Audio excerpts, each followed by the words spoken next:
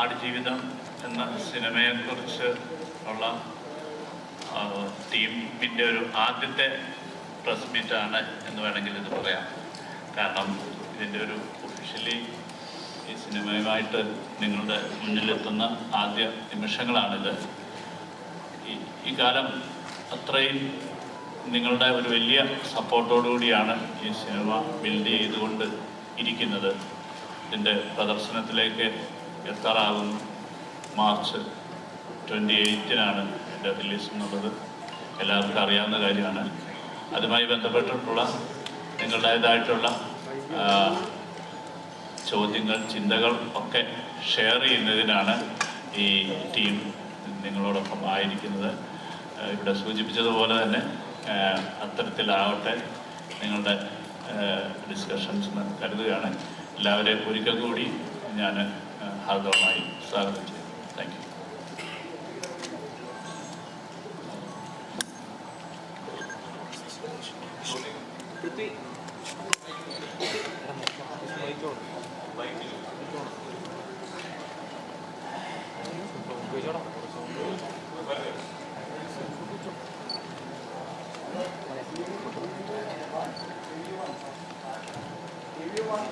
Hi Prithvi. ഇപ്പോൾ അറിയാൻ കുറച്ച് ടയർഡാണെന്ന്, പക്ഷെ എന്നാലും ക്രിസ്ത്യനെ ചോദിക്കുകയാണ്. അതായത് ഈ ആടുജീവിതം എന്നൊരു സിനിമ പൃഥ്വിയുടെ ലൈഫായിട്ട് ഭയങ്കര ഇഴുകി ചേർന്ന് കിടക്കുന്ന ഒന്നാണല്ലോ. കാരണം ഈ ആടുജീവിതത്തിനോടൊപ്പം വളർന്നിട്ടുള്ള പൃഥ്വിയുടെ ഒരു ലൈഫുണ്ട്. അതായത് അല്ലെങ്കിൽ സംവിധായകനായിട്ട് അല്ലെങ്കിൽ മറ്റു ഭാഷകളൊക്കെ വർക്ക് ചെയ്യുന്ന സ്റ്റാറായിട്ടൊക്കെ. ശരിക്കും ആടുജീവിതം മുന്നോട്ടുള്ള സിനിമാ കരിയറിന് തന്നിട്ടുള്ള ഒരു ക്ലാരിറ്റി എന്താണ്?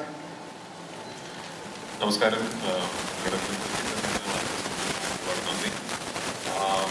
ടയർഡാണ്. കാരണം ഇപ്പോഴും ഞാൻ ഇന്നലെ ആണ് എൻ്റെ വേറെ ഷൂട്ട് കഴിഞ്ഞ് വേറെ കാര്യം സമയം ആ കാര്യത്തിൻ്റെതായതുകൊണ്ട് ഇപ്പോൾ ഉറങ്ങുന്ന ക്ഷീണിതനാണെന്നുള്ള സത്യമാണ്. ചോദ്യം ശരിയാണ്. പക്ഷെ എനിക്ക് അതിനൊപ്പം പറയാനുള്ളത്, എനിക്കിതൊരു വലിയ സെറിയൽ എക്സ്പീരിയൻസ് ആണ്. കഴിഞ്ഞൊരു 10 കൊല്ലത്തിനിടയിൽ ഞാൻ പ്രത്യേകിച്ച് കേരളത്തിൽ എപ്പോഴൊക്കെ ഒരു പ്രസ് മീറ്റ് എടുത്തിട്ടുണ്ടോ, എൻ്റെ മറ്റു സിനിമകളുടെ പ്രൊമോഷൻസിൻ്റെ ഭാഗമായിട്ട് കഴിഞ്ഞ 10 കൊല്ലങ്ങൾക്കിടയിൽ എപ്പോഴൊക്കെ ഒരു പ്രസ് മീറ്റ് എടുത്തിട്ടുണ്ടോ, ഒരു ചോദ്യമെങ്കിലും ആടുജീവിതത്തിനെ കുറിച്ച് എന്നോട് ചോദിച്ചിട്ടുണ്ട്. ഒരിക്കലെങ്കിലും ആടുജീവിതത്തിനെ കുറിച്ച് എനിക്ക് സംസാരിക്കേണ്ടി വന്നിട്ടുണ്ട്. ഒടുവിൽ ആടുജീവിതത്തിൻ്റെ പ്രസ് മീറ്റ് ഇരിക്കുന്നു എന്ന് പറയുമ്പോൾ എനിക്കതൊരു ഭയങ്കര സറിയൽ എക്സ്പീരിയൻസ് ആണ്. നമ്മൾ കുറേ വർഷങ്ങൾ ബെസ്റ്റായിട്ടും ഞാനും ഇതെന്തെങ്കിലും തുടങ്ങും എന്ന് കരുതിയിരുന്നൊരു സ്വപ്നം, പിന്നെ കുറേ വർഷങ്ങൾ ഇതെന്തെങ്കിലും തീരും എന്ന് കരുതിയിരുന്ന സ്വപ്നം, ഇന്ന് എല്ലാം കഴിഞ്ഞ് റിലീസിനോടനുബന്ധിച്ച് ഒരു പ്രസ് മീറ്റ് നടത്തുന്നു എന്ന് പറയുന്നത് ഒരുപാട് സന്തോഷമുള്ള കാര്യം. അതാണ് ആദ്യം പറയേണ്ടത്. ശരിയാണ്, ആടുജീവിതം എന്ന സിനിമ എൻ്റെ ജീവിതത്തിലേക്ക് കടന്നു വന്നപ്പോൾ ഞാൻ അന്നൊരു സംവിധായകനായിട്ടില്ല, ഒരു നടൻ എന്ന രീതിയിൽ ഞാൻ വളരെ വളരെ ചെറുപ്പമായിരുന്നു. അന്ന് ഞാൻ വിവാഹിതനല്ല, ഞാനൊരു അച്ഛനല്ല. അപ്പോൾ ശരിയാണ്, ആടുജീവിതത്തിൻ്റെ യാത്രക്കിടയിൽ ജീവിതം ഒരുപാട് മാറി, ലൈഫ് ഒരുപാട് ഇവോൾവ് ആയി. I believe as an actor ഒരുപാട് മാറ്റങ്ങൾ സംഭവിച്ചു. ഒരു സിനിമാ പ്രവർത്തകൻ എന്ന നിലയിൽ ഒരുപാട് മാറ്റങ്ങൾ സംഭവിച്ചു. സംവിധായകനായി, നിർമ്മാതാവായി, വിതരണക്കാരനായി. പക്ഷെ എനിക്ക് തോന്നുന്നു ആടുജീവിതം എന്ന സിനിമയുടെ എക്സ്പീരിയൻസ് എന്നെ ഏറ്റവും കൂടുതൽ സ്വാധീനിക്കാൻ പോകുന്നത് ഒരു സിനിമാ നടനോ സംവിധായകനോ നിർമ്മാതാവോ ആയിട്ടല്ല, ഒരു മനുഷ്യൻ എന്ന രീതിയിലാണ്. ആ സ്വാധീനം തീർച്ചയായിട്ടും ഇനി വരും കാലങ്ങളിൽ എൻ്റെ അഭിനയത്തെയും എൻ്റെ സിനിമാ നിരീക്ഷണത്തെയും ജീവിത നിരീക്ഷണത്തെയൊക്കെ സ്വാധീനിച്ചേക്കാം എന്ന് ഞാൻ മനസ്സിലാക്കുന്നു. കാരണം ഇതൊരു ലൈഫ് എക്സ്പീരിയൻസ് ആണ് എന്ന് ഞാൻ കരുതുന്നു. ഓഫ് കോഴ്സ് നജീബ് എന്ന മനുഷ്യൻ ജീവിച്ച ജീവിതവുമായിട്ടൊന്നും യാതൊരു കമ്പാരിസണും ഇല്ല, അദ്ദേഹം അനുഭവിച്ച യാതനകളുമായിട്ടൊന്നും യാതൊരു കമ്പാരിസണും ഇല്ല. പക്ഷെ നമ്മുടേതായ ഒരു രീതിയിൽ we had a long phase, ഒരു വലിയ യാത്രയായിരുന്നു. അങ്ങനെ ഒരു യാത്രയൊന്നും എല്ലാ സിനിമകൾക്കും കിട്ടല്ലേ എന്ന് പ്രാർത്ഥിക്കുന്നു. ആക്ച്വലി കിട്ടല്ലേ എന്നാണ് പ്രാർത്ഥിക്കുന്നത്. പക്ഷെ അങ്ങനെ ഒരു എക്സ്പീരിയൻസ് ഞങ്ങൾക്കുണ്ടായി. അത് forever in my life. I think I will be thankful for it. ഇപ്പോൾ അതെന്തായാലും as I was being part of the experience ഒരുപാട് ദിവസങ്ങളിൽ ബ്ലസ്ഡ് ഞാനും ഇതെന്തുകൊണ്ട് എന്തിനിങ്ങനെ എന്ന് ചിന്തിച്ചിട്ടുണ്ടെങ്കിലും ഇന്നിപ്പോൾ we are all very thankful for the experience and we are all richer as human beings. മനുഷ്യരെന്ന നിലയിൽ കുറെ കൂടെ ഇവോൾവ് ആയി. അപ്പോൾ തീർച്ചയായിട്ടും ഇനി വരും കാലങ്ങളിൽ എന്നും എൻ്റെ ഒരു bank of something that I draw from always, അത് ആടുജീവിതം എന്ന സിനിമയുടെ മേക്കിങ്ങും നജീബായി ഞാൻ ജീവിച്ച കുറച്ച് നാളുകളുമായിരിക്കും. ഒരു വലിയ ഇൻഫ്ലുവൻസ് ആയിരിക്കും തീർച്ചയായിട്ടും. പൃഥ്വി ഇന്നലെ പറയാനുണ്ടായി, പൃഥ്വി ഇന്നലെ പറയണ്ടായി, പൃഥ്വിരാജ് എന്നൊരു ഡയറക്ടർ അദ്ദേഹത്തിന്റെ 3ാമത്തെ ചിത്രം ആണ് ഇപ്പോൾ നിലവിൽ ചെയ്തുകൊണ്ടിരിക്കുന്നത്. പക്ഷേ ബ്ലസ്സി ഞാനൊരു 300 സിനിമകൾ ചെയ്തു കഴിഞ്ഞാലും ബ്ലസ്സി എന്ന ഒരു ഡയറക്ടർ ചെയ്ത ആടുജീവിതത്തിന് തുല്യമാകില്ല എന്ന് പറഞ്ഞിട്ടുണ്ടായി. ഏത് പെർസ്പെക്റ്റീവിലാണ് അത്തരത്തിൽ തോട്ടം? എനിക്ക് തോന്നുന്നു ഞാൻ ഒരു സംവിധായകൻ കൂടിയാണെന്നൊക്കെ പറയാറായി എന്ന് തോന്നുന്നു. അപ്പൊ ആസ് എ ഡയറക്ടർ എനിക്ക് അളവില്ലാത്ത അസൂയുണ്ട് ബ്ലസ്സേട്ടനോട്. പക്ഷെ അസൂയോടൊപ്പം തന്നെ ഇതൊരിക്കലും എന്നെ കൊണ്ട് സാധിക്കില്ല എന്നുള്ള പൂർണ്ണ അറിവും എനിക്കുണ്ട്. ഞാൻ പറഞ്ഞ ഈ സിനിമയുടെ ഷൂട്ടിംഗ് തുടങ്ങിക്കഴിഞ്ഞ് നമ്മൾ നേരിടേണ്ടി വന്ന തടസ്സങ്ങൾ മാറ്റി നിർത്തിക്കൊണ്ട് തന്നെ ഈ സിനിമയെ കുറിച്ച് സംസാരിക്കുകയാണെങ്കിലും ഇങ്ങനൊരു ഒരു വിഷൻ പുൾ ഓഫ് ചെയ്യുക എന്ന് പറയുന്നത് ഒട്ടും എളുപ്പമല്ല. ആൻഡ് അതിനോട് ആഡ് ചെയ്യേണ്ട ഫാക്ട് എന്ന് പറയുന്നത് ബ്ലസ്സേട്ടൻ 2008-2009 കാലഘട്ടങ്ങളിൽ ഈ സിനിമ ഏറ്റെടുക്കുമ്പോൾ അന്ന് മലയാളത്തിലെ എനിക്ക് തോന്നുന്നു നമ്പർ 1 ഫിൽം മേക്കേഴ്സ് ഒരാളാണ്. അന്ന് ബ്ലസ്സേട്ടൻ, മമ്മൂക്ക, ലാലേട്ടൻ മുതൽ ഞാൻ വരെയുള്ള ഏത് നടീനടന്മാരോട് പോയിട്ട് എനിക്ക് ഒരു സിനിമ ചെയ്യണമെന്ന് പറഞ്ഞാലും മറ്റെല്ലാ കാര്യങ്ങളും മാറ്റിവെച്ച് ബ്ലസ്സേട്ടന്റെ സിനിമ ചെയ്യാൻ സമയം കണ്ടെത്തുന്ന ഒരു സംവിധായകനാണ്. അവിടെ നിന്നാണ് അദ്ദേഹം 15-16 വർഷങ്ങൾ ഒരൊറ്റ സിനിമയ്ക്ക് വേണ്ടി മാറ്റിവെക്കുകയും ഒരു എപ്പിക് വിഷൻ പുൾ ഓഫ് ചെയ്യാൻ അദ്ദേഹം ഇപ്പൊ ബ്ലസ്സേട്ടനെ ഞാൻ കളിയാക്കി പറയും, കുടുംബത്തിൽ നല്ല കാശുണ്ട്, അതുകൊണ്ട് ബ്ലസ്സേട്ടന്റെ ടെൻഷൻ ഇല്ല എന്നൊക്കെ. അത് ഞാൻ കളിയാക്കി സംസാരിക്കുമെങ്കിലും ദ ഫാക്ട് ഇസ് അതല്ലല്ലോ. ഒരു ഫിൽം മേക്കറെ സംബന്ധിച്ചിടത്തോളം നമുക്ക് സിനിമകൾ ചെയ്യുക, നമ്മുടെ കൂടുതൽ കഥകൾ പറയാൻ സാധിക്കുക എന്ന് പറയുന്നത് തന്നെയാണ് ആത്യന്തികമായിട്ട് നമ്മുടെ ഏറ്റവും വലിയ ത്വര. അതൊരു 16 വർഷക്കാലം മാറ്റിവെച്ച് ഒരു സിനിമയുടെ പുറകെ നിൽക്കുക, ആ സിനിമയ്ക്ക് വേണ്ടി ഒരു ദിവസം പോലും ഒരു കോംപ്രമൈസിലേക്ക് പോകാം, അല്ലെങ്കിൽ ഇനി വേണ്ട, ഇനി എളുപ്പ വഴിയിൽ തീർക്കാം എന്ന് ചിന്തിക്കാതിരിക്കുക എന്ന് പറയുന്നത് എന്നെ കൊണ്ട് സാധിക്കുമെന്ന് എനിക്ക് തോന്നുന്നില്ല. അതുകൊണ്ടാണ് ഞാൻ പറഞ്ഞത്, ഇനി എത്ര സിനിമകൾ ചെയ്താലും ആടുജീവിതം എന്ന് പറയുന്ന ഒരു ബെഞ്ച് മാർക്ക് ഇനി മുതലുള്ള എല്ലാ സംവിധായകർക്കും നടൻ ഞാൻ പറയുന്ന അതൊരു ആസ്പിറേഷണൽ ആയിട്ടല്ല. ഒരു സംവിധായകൻ ഒരു സിനിമയ്ക്ക് വേണ്ടി, അദ്ദേഹത്തിന്റെ സിനിമയ്ക്ക് വേണ്ടി, അല്ലെങ്കിൽ what A film maker can do for his own vision എന്നതിന്റെ ഒരു അൾട്ടിമേറ്റ് ബെഞ്ച് മാർക്കായിട്ടാണ് ഞാൻ അതിനെ കാണുന്നത്. ഇതിനപ്പുറത്തേക്കൊന്നും ഒരു ഫിൽം മേക്കറിന് തന്റെ ഒരു സിനിമയോട് ഒരു അർപ്പണബോധം ഒന്നും കാണിക്കാൻ പറ്റുമെന്ന് എനിക്ക് തോന്നുന്നില്ല. റമൻ സർ, ഇപ്പം വേൾഡ് തന്നെ ഏറ്റവും മോസ്റ്റ് വാണ്ടഡ് ആയ ഒരു മ്യൂസീഷ്യൻ എന്ന അർത്ഥത്തില് ആടുജീവിതം ചെയ്യാന്നൊരു ഡിസിഷൻ എടുത്തത് എങ്ങനെയാണ്?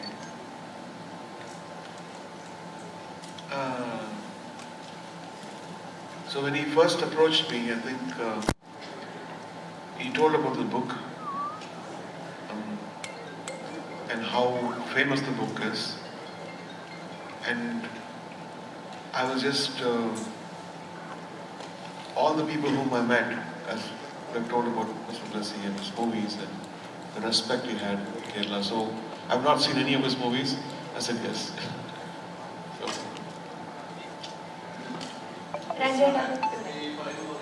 ഒരു കഥയാണ്, അത്തരമൊരു കഥാപുസ്തകം ഒത്തിരി വായിച്ചു, എല്ലാവരും വായിച്ചു. അതൊരു സിനിമയാക്കുമ്പോൾ വലിയൊരു ചലഞ്ചായിരുന്നു. തീർച്ചയായിട്ടും കേരളത്തിൽ ഏറ്റവും അധികം വായിക്കപ്പെട്ട ഒരു കഥ, നോവൽ, അത് ഞാൻ സിനിമയായി കാണുന്നത് പോലെ തന്നെ ഇത് വായിച്ചിട്ടുള്ളവരൊക്കെ അവരുടെ മനസ്സിൽ ഒരു വിഷ്വൽ കോറിയിട്ടിരിക്കുന്നു എന്നുള്ള വെല്ലുവിളിയാണ് ആദ്യം ഒരു എഴുത്തുകാരൻ എന്നുള്ള രീതിയിൽ ഇതിനെ സമീപിക്കുമ്പോണ്ടാകുന്നത്. എനിക്ക് തോന്നുന്നു അതൊരു വലിയൊരു ചാപ്റ്ററാണ് അതിനെക്കുറിച്ച് സംസാരിക്കുന്നത്. എങ്ങനെയാണ് ഒരു നോവൽ തിരക്കഥയാകുന്നു എന്നുള്ളത് തന്നെ. കാരണം എൻ്റെ 43 അധ്യായങ്ങളിലായിട്ട് ഒരു 3.5 വർഷക്കാലത്തെ ജീവിതം പറഞ്ഞ് ഓരോ 43 അധ്യായങ്ങളിലായി പറഞ്ഞ ഒരു നോവൽ ഒരു സിനിമയാക്കണമെങ്കിൽ ഒരു 9-10 മണിക്കൂറുകൾ വേണ്ടി വരുന്നതാണ്. ഞങ്ങൾ ഷൂട്ട് ചെയ്ത ഫസ്റ്റ് എഡിറ്റ് തന്നെ 3.5 മണിക്കൂർ ആണ് ഉള്ളത്. അപ്പോൾ അതിൽ നിന്നാണ് ഒരു 3.5 മണിക്കൂർ തിയേറ്ററിൽ ഇരിക്കാൻ പറ്റാത്ത സാഹചര്യങ്ങളൊക്കെ നമുക്കറിയാവുന്നത് കൊണ്ട് തന്നെയാണ് അതിനെ മറ്റു ലെങ്തും ഒക്കെ കുറയ്ക്കാൻ സാധിച്ചിട്ടുള്ളത്. അപ്പം അതെ, അത് പിന്നീട് നമുക്ക് റിലീസ് ചെയ്യാൻ പറ്റുന്നതാണ്. കാരണം അത്രയധികം അതിനുവേണ്ടി പ്രത്യേകിച്ച് രാജുവിനോടുള്ളൊരു ക്രൂരതകളാണല്ലോ. ഞാനിപ്പോഴും ഓർക്കുന്നുണ്ട്, ഒരു ഭയങ്കരമായ ഒരു രക്ഷപ്പെടലിൻ്റെ ഓട്ടത്തിൽ ഓടുന്ന, വയ്യാത്ത കാലും വെച്ചോടുമ്പോൾ മണൽക്കാട് മരുഭൂമി, മണൽക്കാടെന്ന് പറയാനാണ് പലപ്പോഴും തോന്നുന്നത്. ഈ മണൽക്കാട്ടിൽ പെട്ടെന്ന് നോക്കുമ്പോൾ രാജു തട്ടി മറിഞ്ഞ് വീഴുന്നു. അപ്പം ഞങ്ങൾ വിചാരിച്ചു അത് ചിലപ്പോൾ ഒരു അഭിനയത്തിൻ്റെ ഭാഗമാണോ എന്ന് വിചാരിച്ചു. എഴുന്നേറ്റ് ഇന്ന് ചീത്ത വിളിക്കുന്ന കണ്ടപ്പോഴാണ് മനസ്സിലായത് അഭിനയമല്ല. ഇതിൻ്റെ ഇടയിൽ ഒരു വലിയ കല്ല് കിടന്ന് അതിൽ തട്ടി വീഴുക. ആരെങ്കിലും വിചാരിക്കുമോ ഈ മരുഭൂമിയിൽ ഒരു പാറക്കല്ലുണ്ടാകുന്നു? അത് ഏതോ ഒരു മാർക്ക് ചെയ്യാനോ ഒരു ലോറിക്ക് മാർക്ക് ചെയ്യാൻ ഏതോ ഒരു അസിസ്റ്റന്റ് ഡയറക്ടർ ഇട്ടാണ്. പക്ഷെ ഇതൊന്നും എനിക്ക് നിങ്ങളെ കാണിക്കാൻ പറ്റുന്നില്ല. അത് മറ്റൊരു മീഡിയയിൽ കൂടെ ആയിരിക്കും കാണും. അപ്പം ഏറ്റവും ആദ്യത്തെ ചലഞ്ച് ചോദ്യത്തിലേക്ക് വന്നു കഴിഞ്ഞാൽ ആദ്യത്തെ ചലഞ്ച് എന്ന് പറഞ്ഞാൽ പുസ്തകം വായിച്ചിട്ട് അങ്ങനെ കാണാനിരിക്കുന്ന ഒരു പ്രേക്ഷകനാണ്. ആ പ്രേക്ഷകന്റെ ചലഞ്ചിനാണ് എൻ്റെ ആദ്യത്തെ വെല്ലുവിളിയായിട്ട് ഞാൻ ഏറ്റെടുക്കേണ്ടത്. കാരണം നിങ്ങൾ കാണാത്ത എന്നാൽ അതിനോടൊപ്പം നിൽക്കുന്ന തരത്തിലുള്ള വിഷ്വലുകളിലേക്ക് എത്തുക എന്നുള്ളതാണ് ഒരു ഫിലിം മേക്കറിനെ സംബന്ധിച്ചിടത്തോളം, ഒരു റൈറ്ററിനെ സംബന്ധിച്ചിടത്തോളം ഉള്ള ഏറ്റവും വെല്ലുവിളി. അത് തന്നെയാണ് എൻ്റെ ഏറ്റവും വെല്ലുവിളി. അതുകൊണ്ട് തന്നെ ഒരു ജീവിതം പുസ്തകമായപ്പോൾ ഒരുപാട് ബെന്യാമിൻ അതിൻ്റെ അകത്ത് മാറ്റങ്ങളിലൂടെ കൊണ്ടുവന്നു. ഒരുപാട് ബെന്യാമിനായിട്ട് എഴുതി ചേർത്തു. അത് ഒരു സാഹിത്യത്തിൽ നിന്ന് സിനിമയിലേക്ക് മാറുമ്പോൾ എനിക്ക് പല രംഗങ്ങളും കാണിക്കാൻ എൻ്റെ ആവശ്യമുണ്ടാകുന്നില്ല. അല്ലെങ്കിൽ പല കാര്യങ്ങളും ഒരു പാരഗ്രാഫിൽ സൈനുവിനെ കുറിച്ച് പറഞ്ഞത് ചിലപ്പോൾ 4-5 സീനുകളിലായിട്ട് എനിക്ക് പറയാൻ പറ്റുമായിരിക്കും, അല്ലെങ്കിൽ കൂടുതലായിട്ട് അവരുടെ റിലേഷനെ കുറിച്ച്. അപ്പം അദ്ദേഹം പറയാതെ പോയിരിക്കുന്ന കാര്യങ്ങളെ കൂടുതൽ പറയാനാണ് ഞാൻ ശ്രമിച്ചിട്ടുള്ളത്. അല്ലെങ്കിൽ അദ്ദേഹം കാണാതെ പോയിട്ടുള്ള മരുഭൂമിയുടെ ജീവിതം കൂടുതൽ കാണിക്കാനായിട്ട് ശ്രമിച്ചിട്ടുള്ളത്. അപ്പം അത്തരത്തിലുള്ള എനിക്ക് മാത്രമേ അതൊരു എക്സ്പീരിയൻസ് ആകത്തുള്ളൂ. അല്ലെങ്കിൽ ഒരു ഡോക്യുമെന്റേഷനാണ്, പുസ്തകത്തിൻ്റെ ഒരു ഡോക്യുമെന്റേഷൻ അല്ല ആടുജീവിതം എന്ന് പറയുന്നത്. ആടുജീവിതത്തിന് അതിൻ്റേതായിട്ടുള്ളൊരു ഐഡന്റിറ്റി ഉണ്ട്. എന്നാൽ പൂർണ്ണമായും ആ കഥയെ ബേസ് ചെയ്തിട്ട് തന്നെയുള്ളതാണ് എന്നുള്ളതാണ് എൻ്റെ ഒരു യാഥാർത്ഥ്യം. അതൊക്കെ പിന്നീട് വലിയ ഡിസ്കഷനിലേക്ക് വരാവുന്ന ഒരു ഇതായിട്ട് ഞാൻ കരുതുന്നു.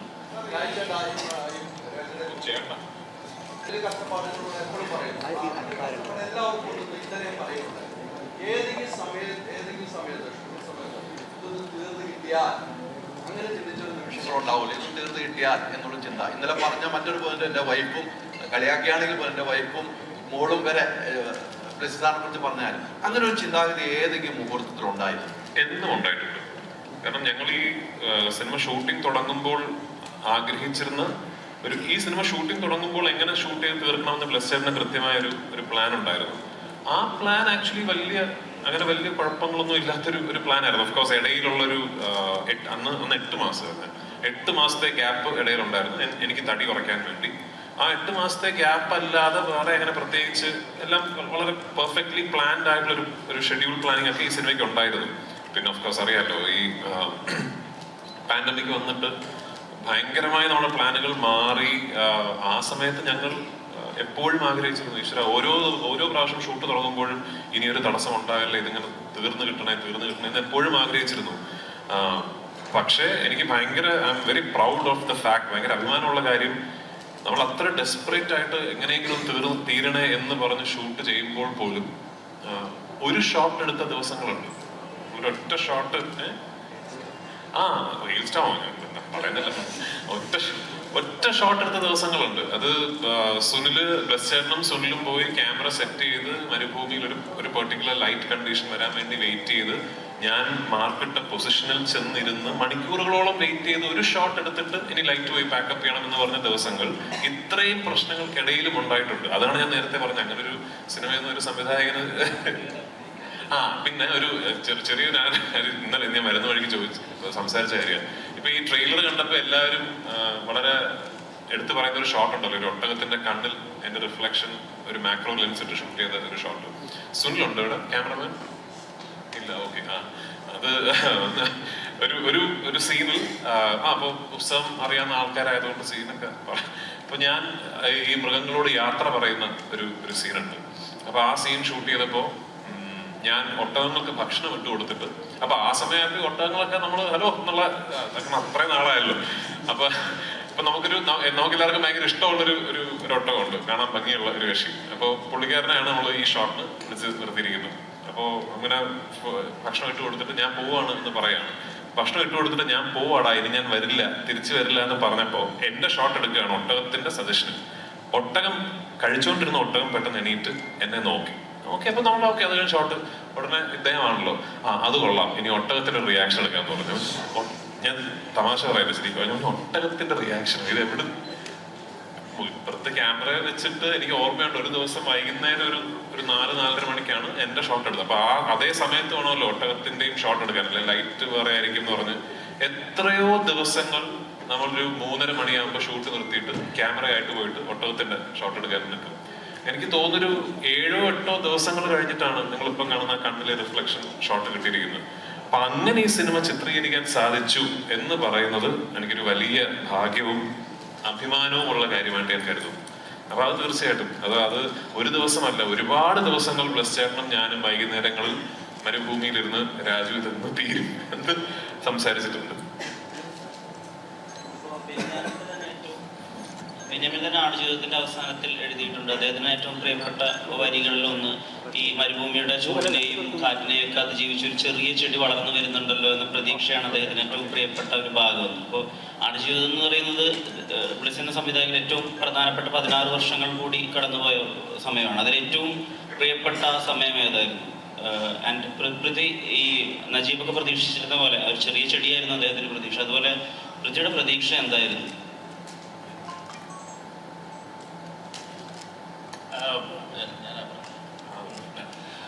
എനിക്ക് ഞാൻ ആദ്യം പറഞ്ഞല്ലോ, ഈ പുസ്തകം അങ്ങനെ പകർത്തിയ ഒരാളല്ല ഞാൻ. എനിക്ക് ഈ സിനിമയിൽ നിങ്ങൾ സിനിമ കാണുമ്പോൾ മാത്രം അറിയാവുന്നതുകൊണ്ട് അത് ഡീറ്റെയിൽ പറയാം.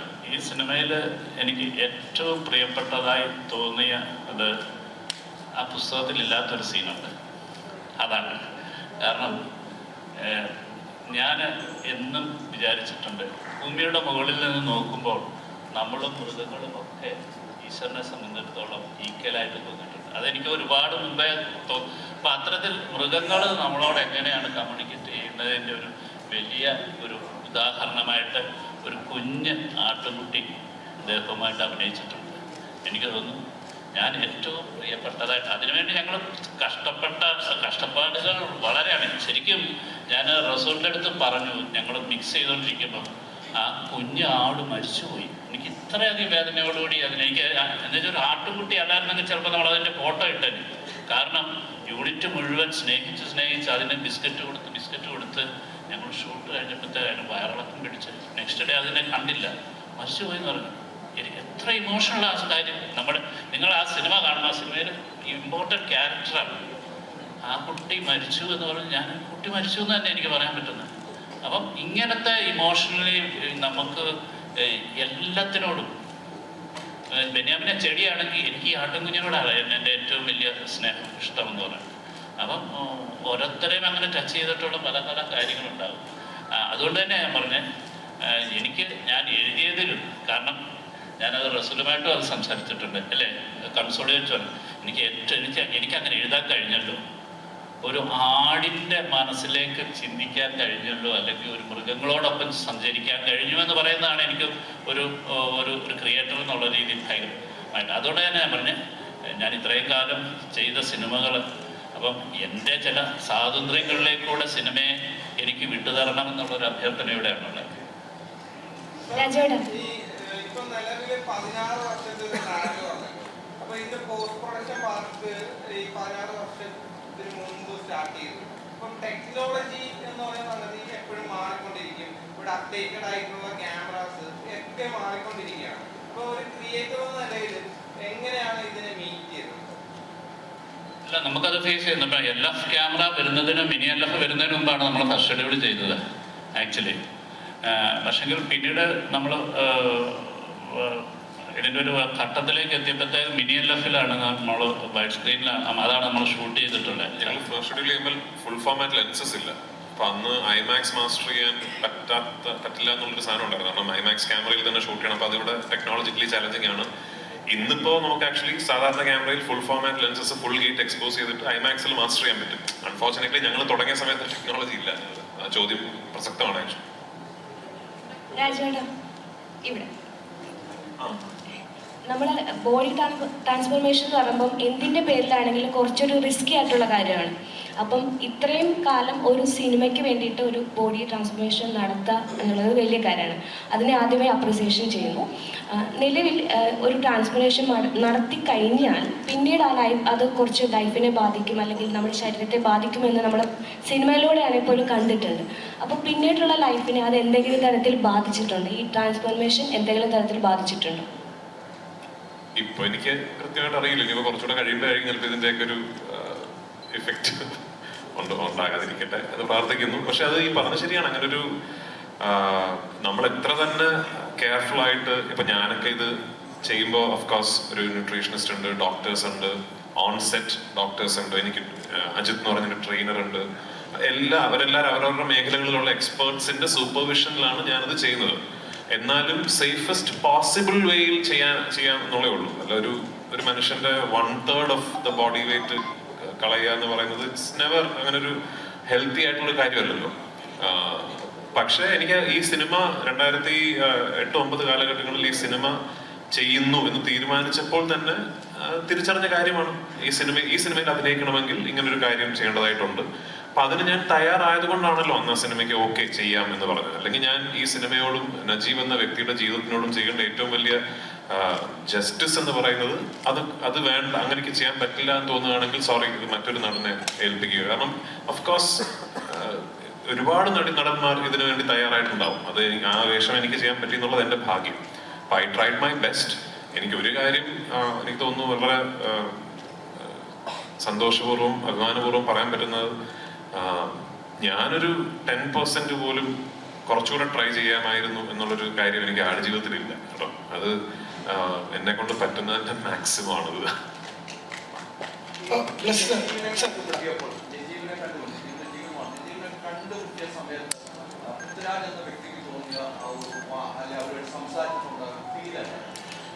ഇത് ആക്ച്വലി ഞാൻ സംസാരിക്കണമെന്ന് കരുതിയിരുന്നൊരു ഇതാണ്.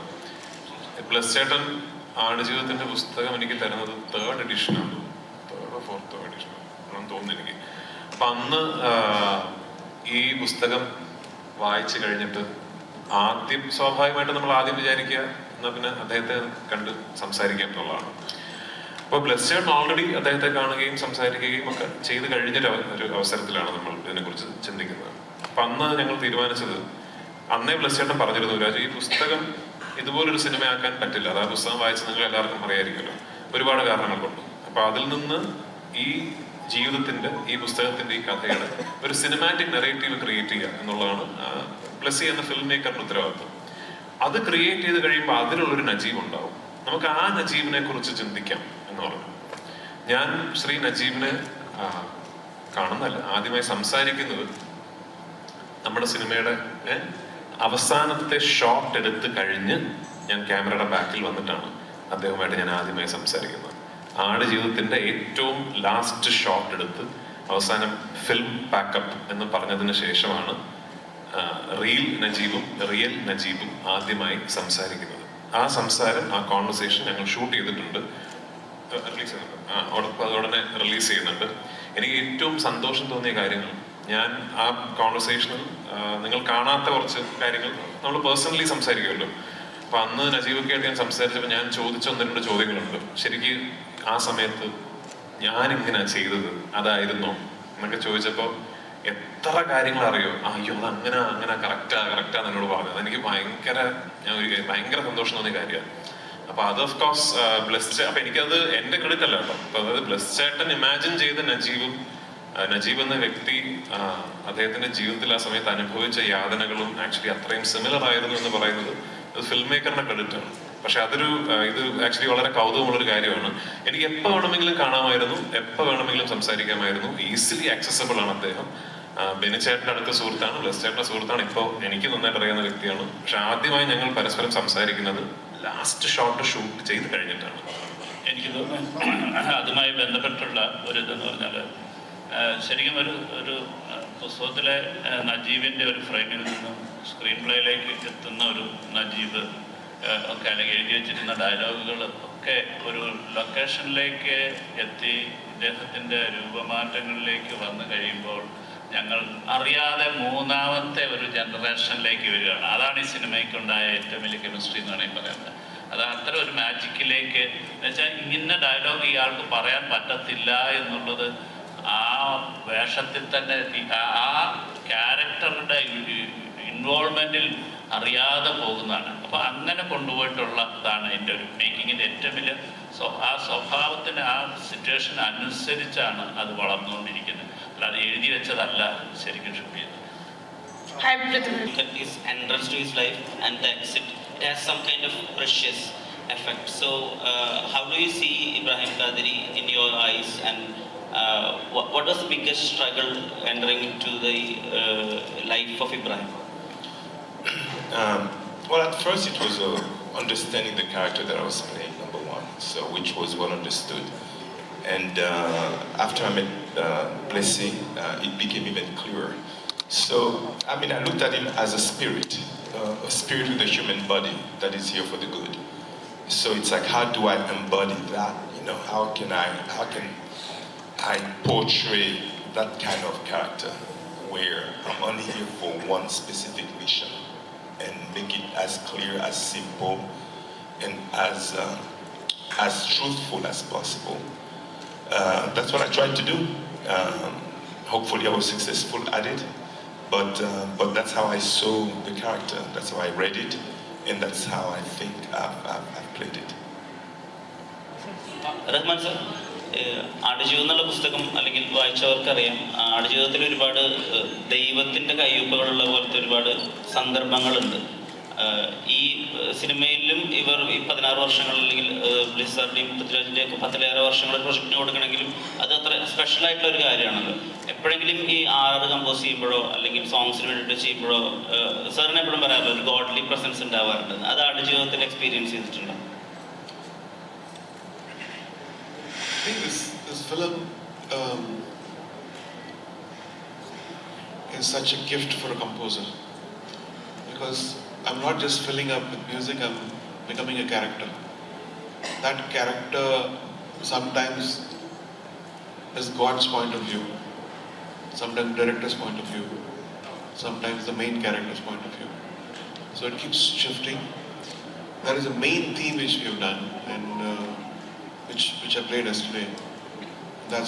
That is the main theme, which is probably God looking at the main character Najib with mercy. And I don't want to say much. I think we should look at the film, but we don't want to influence you to what you should feel. You should feel what you should feel with the amazing performances of Jimmy and Prithvi and all the cast. Rahman sir, over here sir. Straight from sir, first you told that after watching Maman you told him to stop doing such kind of negative characters. So when it's come to Aadijeevitham, is there anything you would like to tell Raju Ettan after watching his performance? Raju didn't do anything. He's an all-rounder. I talked to Fahad because I've not watched many of Fahad's movie because I know him as a person, because when he came to meet me, that's when, hey, you're such a good person, why are you acting such cruel roles? So it was just a fun remark. And Prithvi, I think, is evolved so much. I've worked on Ravanan, I've worked on Kabir Talivan, and all of them are very heavily demanding roles. And in this you should see, I don't want to say much, just watch.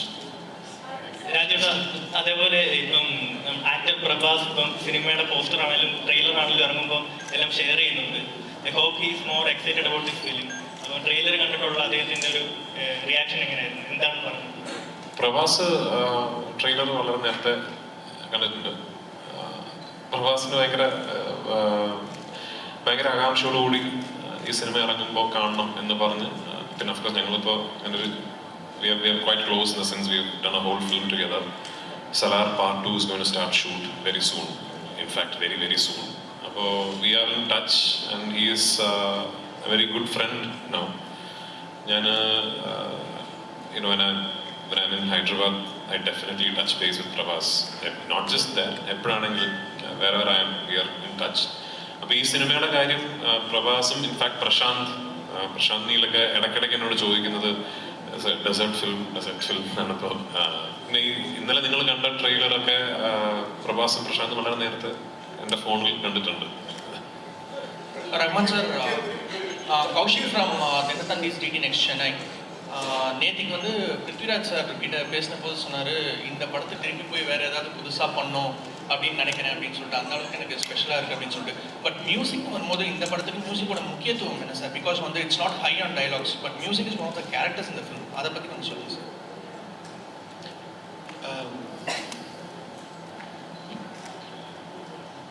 இந்த படத்தை மியூசிக்கால கெடுக்கலாம். Because music தப்பாக போட்டோம்னா I think எழுந்து படியும் இந்த மாதிரி. So if somebody is having an emotion on screen, the characters have an emotion, and constantly have to check whether I'm over preempting the emotion or adding too much to what he's doing or countering it. Countering it is what I wanted to try in this one. If somebody is crying, I should not be crying too. There'll be too much. So I should be almost like a hugging, embrace, mother-like character in the music. Sometimes, as I said, it's a more divine character. And actually, I scored this 3 times. I scored it, and they took it for festival, showing it. Then I saw it, I didn't like it. Then I changed many portions. And I also evolved with the, initially it was, I know how to do it. And then I said, no, I did it all wrong. So I went back to him and said, please take it away, I'm going to do it again. So I think the score, past 3-4 months have evolved so much. And some other place I had to fight him, said, please don't put that music, I'm going to change that. He said, no, I like the previous one. No, please, trust me. So what we have now is what I think we all kind of like. Is that Rasul? Rasul sir. Rasul sir, namaskar. Sir, ഇവിടെ straight. Sir, മലയാള സിനിമയിൽ ഒരുപാട് കാത്തിരുന്ന് ഒരുപാട് expect ചെയ്യുന്ന ഒരു സിനിമയാണ് ആടുജീവിതം എന്ന് പറയുന്നത്. അപ്പം ഒരുപാട് ലെജൻഡ്സ് ഒരുമിക്കുന്ന ഒരു സിനിമ കൂടിയാണ്. എനിക്കത് ഏറ്റവും കൂടുതൽ മലയാളം എക്സ്പെക്ട് ചെയ്യുന്നത് മലയാളത്തിലേക്ക് ഒരു ഓസ്കാർ പ്രതീക്ഷിക്കുന്ന ഒരു പടമാണ് ആടുജീവിതം. സാറിൻ്റെ ഒരു എക്സ്പീരിയൻസിൽ എന്തൊക്കെയാണ് ഉണ്ടായിരുന്നത്? I don't know how Oscar has become a standard in this. I would say, see, I'll tell you, Oscar just happened a few hours ago. 15 years ago, when we won the Oscar, in one of this press meet like this, when me and Rahman was there, one of the press asked, "You guys got an Oscar, so what's the big deal about it?"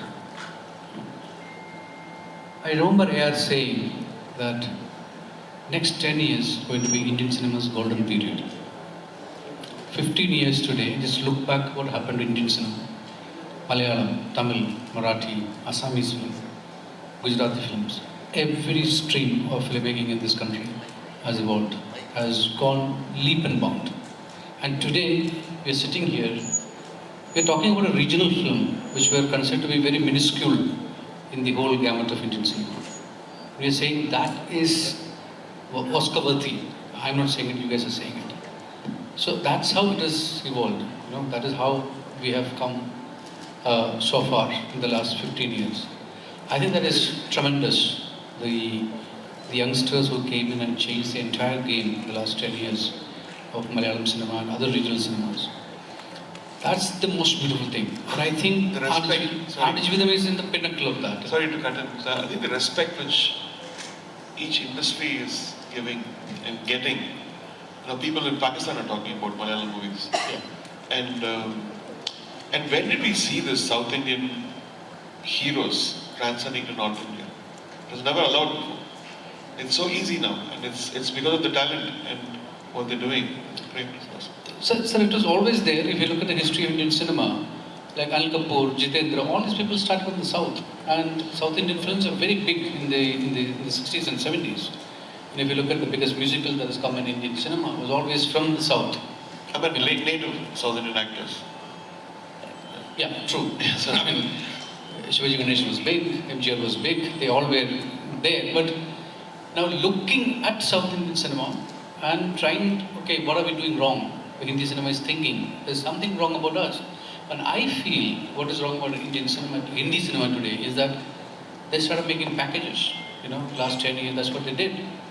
The middle class Indian is no more a subject of discussion in Hindi cinema in the last 10 years. Probably last Gajini is a film where we saw a middle class girl, you know.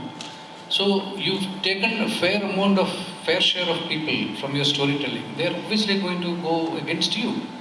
And if you look at regional cinema, regional literature, it is rooted. Regional cinema's writing is rooted in regional literature. So where the literature is strong, you have strong subjects and you have strong cinema. That's what I think is lacking in Hindi cinema right now. Time to look back. And writing is very strong in the cinema, and a lot of literature influence is making, you know, a film.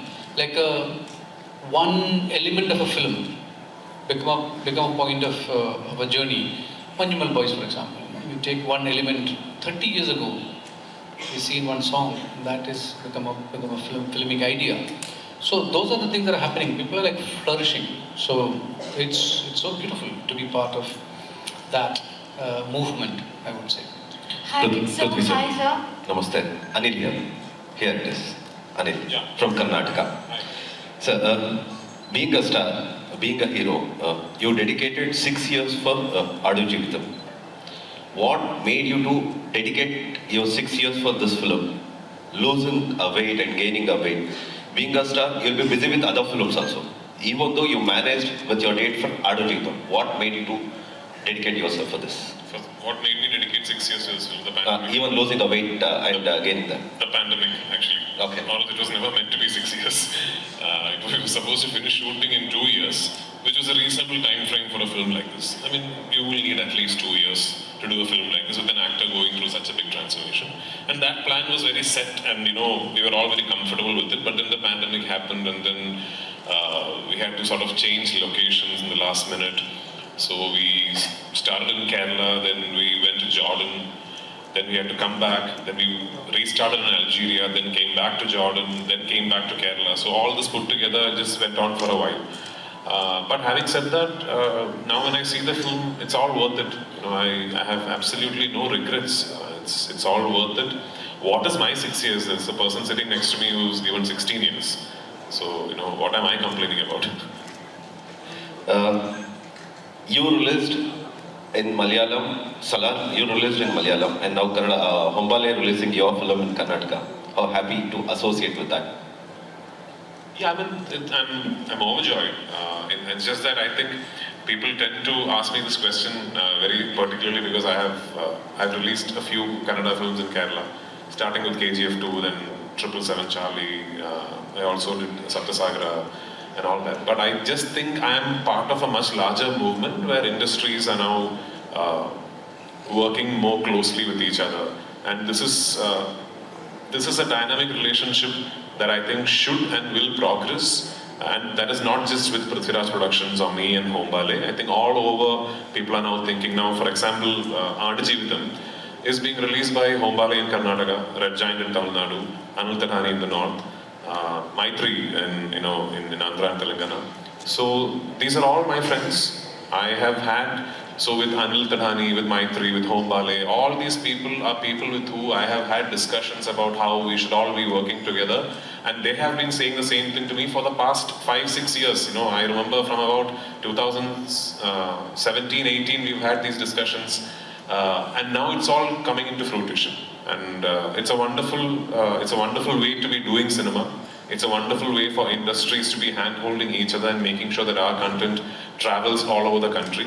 And I think that is the way forward, not just for big-ticket films like Adu Jeevitham, for all content. I think if we decide to work together, and if we decide that we all are going to make great content, and we all are going to work for each other to make sure that the content travels, I think it's wonderful days ahead for Indian cinema in general. Hi, sir. Rick, sir. Hi. Hi, here. So we all know that you're an Arabic actor. So what was an exciting factor that you found in Malayalam film industry and other than the languages? Wow, that's a very big question. Thank you. But right on point. I think I've said this before.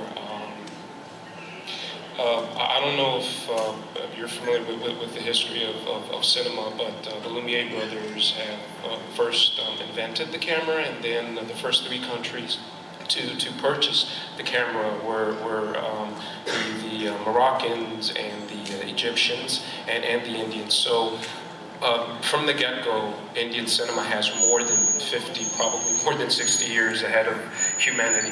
So in answer to your question, I think I went back to school again. It was so amazing to see very talented people who were very dedicated and very passionate, and I can't put it like lightly when I say very passionate. If there's one thing in this room, like let's say we're shooting right now, and maybe the lighting is not proper, then they'll change it. No, they won't just change it. They'll change the whole setting, even the outside environment. Whenever there's a need, there's always a way. I think that was probably the biggest lesson I learned about Malayalam cinema. I remember also a few years back that our lead actor, Prithviraj, his mother was caught in a flood or something of that nature. There were some floods, and we had to stop shooting for a while because there was a big element of danger.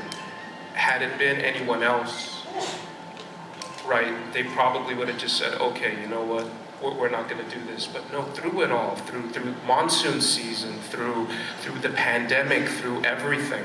And, I can't stress it enough, and I've mentioned this before, it is not easy to lose weight and gain weight really, really fast. You can be very, very sick, right? It's happened with different actors. But the fact that he's here with us right now, and that everybody that has worked on this film is still here with us, is a testament to Malayalam cinema's can-do attitude that we can all learn from in different industries around the world. Yes, absolutely. Talib sir and Talib sir is from Oman. Book വായിച്ചവർക്ക് Talib sir ഏത് ക്യാരക്ടറായിരിക്കും ചെയ്തിരിക്കുക അത് guess ചെയ്യാം. A director like Mr. Blasi and a very big actor like Raj and other friends and big team, especially Rogan. And also I just want to say thank you to Mr. Professor Musa Kuti. He is the translator from Malayalam to Arabic. Because if it was English, there was no problem. But in Malayalam to translate to Arabic, it is very difficult. But Professor Musa was the easier one, the person who take us to the next step. I'm very proud to work in this film, and especially a film like Adu Jividam. It is a history, not only because of it is a story. Mr. Benjamin, he gave me the book translated in Arabic. I read the book, but I know there is too much difference between reading a book and writing a script for a film. So I'm very proud to be in this film and to be in Kerala. I shifted also, I came here in Cochin, then we went to Chennai, and where we should have jail scenes in Kerala. Yeah. This film, I think for me, it is seemed like a ticket to the international port for me. I am 64, my age is 64. I hope, inshallah, I will continue with others because there is some agreement came to me from some directors in India also, because I know Urdu very, very well. I don't know Kannada. I just dubbed in Kannada. He translated. Yeah, you only select dubbed in Karnataka. Yes. In this movie, ಅದೇ sir dubbing ಯಾರ್ಯಾರು ಮಾಡಿದ್ದಾರೆ ಕನ್ನಡದಲ್ಲಿ ಮತ್ತು ಬೇರೆ ಲ್ಯಾಂಗ್ವೇಜಲ್ಲಿ ಅಂತ ನಿಮ್ಮ I have to call Prashant Neil now. Okay. His question is that you have for Salar you have dubbed in all 5 languages. Yes. What about Adu Jividam? You only doing in a. If you will wind up this plus meet, I'm going to dub it in Hindi today and then what about Kannada tomorrow. Okay, fine. So we can hear voice in Kannada also. Yes, thank you for that. One last question. ഇപ്പൊ social മീഡിയയില് social മീഡിയയില് sorry ആരാ ഇപ്പൊ social മീഡിയയിൽ വൈറലായിക്കൊണ്ടിരിക്കുന്ന ചേട്ടന്റെ പഴയൊരു interview ഉണ്ട്. 20 വർഷങ്ങൾക്ക് ശേഷം പൃഥ്വിരാജ് എന്നൊരു ആക്ടർ എന്തായിത്തീരുമെന്ന് പറയുന്ന ചേട്ടൻ പറയുന്ന ഒരു പോയിന്റ് ഉണ്ട്. മിനിമം 3 ലാംഗ്വേജെങ്കിലും അഭിനയിക്കണം, എന്നെ കൊണ്ട് പറ്റുന്ന രീതിയിൽ, അല്ല മലയാളികൾ സമ്മാനിക്കാൻ തോന്നുന്ന രീതിയിൽ സംവിധാനം ചെയ്യുന്ന അങ്ങനത്തെ ഒരു ഇതായി പറയുന്നുണ്ട്. ശരിക്കും അതേ പാറ്റേൺ കീപ്പ് ചെയ്താണ് ഇപ്പോഴും പൊയ്ക്കൊണ്ടിരിക്കുന്നത്. ഇനി എന്നാണ് അടുത്തത്? ഇനി അടുത്ത പൃഥ്വിരാജ് എന്ന ലെവല് ഇതുപോലൊക്കെ ഒരു അവിടെ പറഞ്ഞ പറയേണ്ടതല്ലോ. സത്യമായിട്ടും അതേ ഉള്ളൂ. അതായത് ഇനിയിപ്പോ ഇനി ഒരു 20 വർഷങ്ങൾ കഴിഞ്ഞാലും ഇപ്പോൾ ചെയ്യുന്നത് ചെയ്യാൻ സാധിക്കുക എന്നുള്ളതാണ് സ്വപ്നം. അതായത് ഇപ്പോൾ എനിക്ക് ഇഷ്ടപ്പെട്ട സിനിമകൾ ഇഷ്ടപ്പെട്ട രീതിയിൽ ഇഷ്ടപ്പെട്ട പോലെ അതിൽ അഭിനയിക്കാനും വേണമെങ്കിൽ നിർമ്മിക്കാനും സംവിധാനം ചെയ്യാനും വിതരണം ചെയ്യാനും ഒക്കെ കഴിയുന്നുണ്ടല്ലോ. അപ്പൊ അതുപോലെ തന്നെ ഇനി എപ്പോഴും ഉണ്ടാകുക എന്നുള്ളതാണ്. അത് അതിനപ്പുറത്തേക്ക് കുറെ ആഗ്രഹങ്ങളൊന്നുമില്ല. Jimmy, my question is for you. Your story itself is a story of perseverance, hard work and dreams. You came from Haiti and through Paris you reached New York and you pursued your dreams in films. When you reached to Aadu Jeevitham, when you play a role of positivity like Ibrahim, how you value yourself as an individual who can relate to Najib also? Najib's story is a story of struggle, but still he is positive. Was that your motto also? Thank you for the question. Yeah, I guess a big part of my life has been going against the wave. So it's always been a struggle, but a struggle I always welcome. And as you said, I met the first part of the struggle in Haiti, met another phase of it when I grew up in Paris, to the point where I became homeless. And that didn't stop me. And I continued, lived in many other places, lived in Spain, Italy, South Africa, England, to continue to pursue a search of life, of understanding who I was, my meaning on this planet and Earth. And once you have a purpose, anything can happen.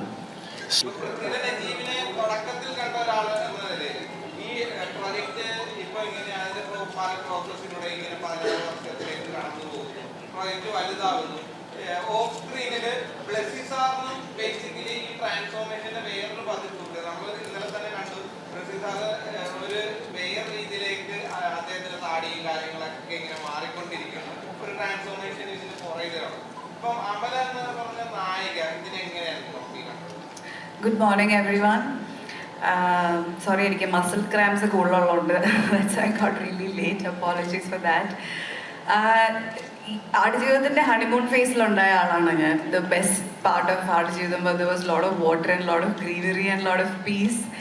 And then yes, എല്ലാവരും ഒരു major ട്രാൻസ്ഫോർമേഷനിലൂടെയാണ് പോയത്.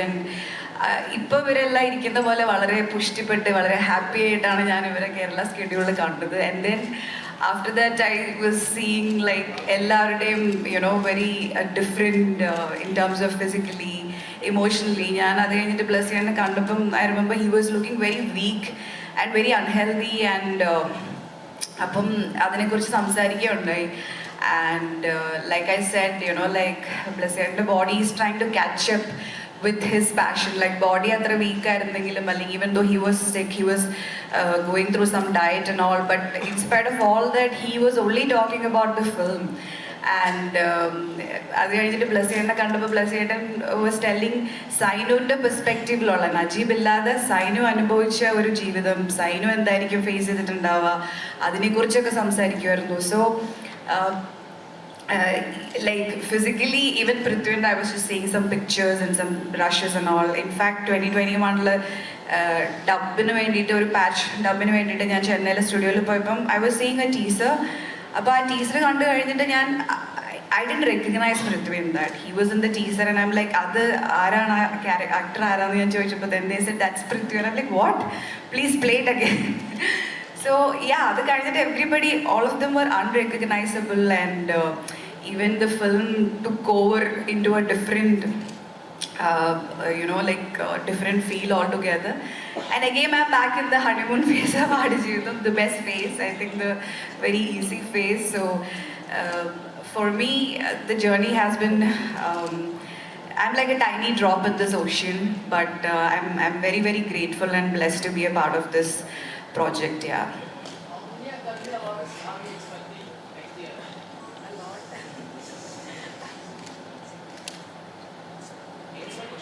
What's the question? The best award is all of them seeing the movie. And I think സംഗീതം താഴേക്ക് പൊഴിഞ്ഞിറങ്ങുന്ന പോലെ അതാണ് ഇന്നലെ നിങ്ങളെങ്കിലുമൊക്കെ കേട്ടിട്ടുണ്ടായ ഒരു theme മ്യൂസിക്കിനെ കുറിച്ച്. thank you so much. Thank you so much. Before we wrap up, once again ഇവിടെ എത്തിച്ചേർന്ന എല്ലാ മാധ്യമ സുഹൃത്തുക്കൾക്കും ഒരുപാട് നന്ദി. ഒരു കാര്യം എനിക്ക് പറയണമെന്ന് തോന്നിയത്, ഇതിപ്പോ ഞങ്ങൾ ഈ ഇരിക്കുന്നവരാണ് ഈ സിനിമയിൽ പ്രവർത്തിച്ചവർ. പക്ഷെ ആടുജീവിതം എന്ന് പറയുന്ന ഈ കഥ, ഈ പുസ്തകം, ആ ജീവിതം, ഇന്നിപ്പോ ഈ സിനിമ, എനിക്ക് തോന്നുന്നു ഒരു മലയാളിയുടെ ആണ് ഒരു ഞങ്ങൾ ഈ സിനിമ ഇന്ന് ഈ രൂപത്തിൽ എത്തിപ്പെടാൻ ഒരു നിമിത്തമായി, അല്ലെങ്കിൽ ഞങ്ങൾക്ക് ആ പ്രിവിലേജ് കിട്ടിയെന്ന് മാത്രമേ ഉള്ളൂ. വളരെ ചുരുക്കം ചില സിനിമകളാണ് അത്തരം ഒരു ഐഡന്റിറ്റിയിലേക്ക് എത്തിപ്പെടുക. ഒരു ഫുൾ ഒരു ഇൻഡസ്ട്രിയുടെ സിനിമ, അല്ലെങ്കിൽ ഒരു എല്ലാ മലയാളികളുടെയും സിനിമ എന്ന് പറയുന്ന അങ്ങനെ ഒരു ഐഡന്റിറ്റിയിലേക്ക് എത്തിപ്പെടാൻ സാധിക്കുന്നത്, പ്രത്യേകിച്ച് റിലീസിന് മുമ്പ് എത്തിപ്പെടാൻ സാധിക്കുന്ന വളരെ ചുരുക്കം ചില സിനിമകളേ ഉള്ളൂ. And we deem it a privilege to be able to be exponents of that dream. നിങ്ങൾ എല്ലാവരുടെയും അനുഗ്രഹവും പ്രാർത്ഥനയും ഈ സിനിമയ്ക്ക് ഇപ്പോൾ ഉണ്ടാവണം. 28-ാം തീയതി റിലീസിനും എനിക്ക് തോന്നുന്നു നിങ്ങളെ ഇനിയും we will still B meeting. അപ്പോൾ നിങ്ങളുടെ എല്ലാവരുടെ അഭിപ്രായങ്ങളും നിങ്ങളുടെ എല്ലാവരുടെ അനുഗ്രഹവും ഈ സിനിമയ്ക്ക് ഇപ്പോൾ ഉണ്ടാവണം. Thank you so much.